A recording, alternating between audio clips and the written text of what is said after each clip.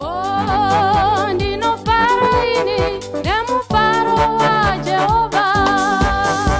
Oh, ndinotamba. Social media ndinoswera ndichiona kuti zviri kufamba sei. Aiwa ndamba ndazosanganawo naTate Licious. Tate Licious ane mashoko akataura zukuru. Aiwa Tate Licious ka ungamugona. Chokwa checho ka. Tate ungamugona wazukuru. So nsanda kudze zvataurwa naTate Licious achitaura pamusoro pa Ken Mbaiwa vana wababa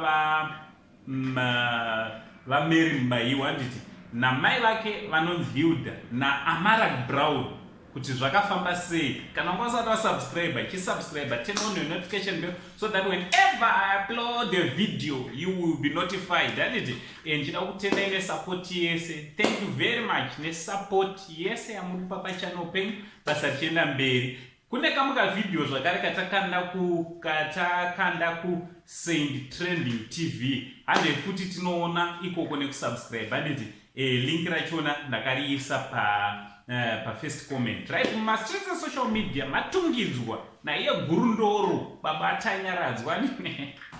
Right, baba Tanyaka vane mashoko avataura. Baba Tanya ndokutongoregerera zukuru asati makambonzwa muzukuru wamutechwa akabhaimba akati ndinokuregerera ishe vakandiregerera anzi kuregerera in advance.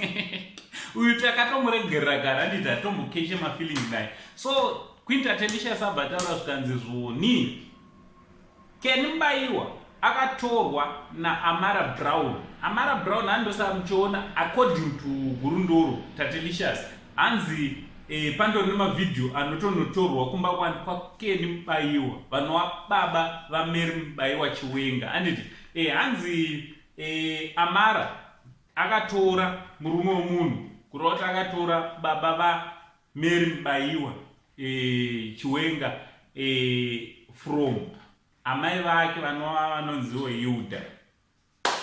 Zvozikanwa nani Tate Licious ndiye anoziva. So ndo mashoko ari kutaurwa naQueen Tate Licious kuti zvona Amara hanzi anopota achitora varume vevanhu according to Queen Tate Licious, kwete inini siyana neni. Vese vazukuru vangu vandiri kutaura ivavo ndosaka indotobvumidza zitaura nditi. So avazukuru, what do you think na Gurundoro? Gurundoro haisi nyaya yekuti anotaura zvanoda here nekuti anotemba kuziva kuti zvone Gurundoro hapana chamubata. He is untouchable. He is untouchable. Hapana anomubata Gurundoro. Haisi nyaya yaanenge achitemba here kutaura kwaanoita panyaya dzevanhu. Because Gurundoro haana nyaya yemunhu yaanotya kutaura. Kubva kuna vatungamiriro enyika kusvika kunopedzisira anongobvongodza mese achitaura zvaanoda. What do you think nekutaura kwaGurundoro kwekuti Amara ndiyakakanganisa imba yevaridzi yaKen Mbaiwa na Hilda vanova mai baba namai anonzani vemuzukuru waMary Mbaiwa Chiwenga. Aniti ndo nyaya ndangondiyo zokuzivisa vazukuru zviri kuitika mastreets esocial media, zviri kutaurika mastreets esocial media. Na Uncle Saint, the only Zimbabwean uncle, tobva tataura namacomments chiti much love.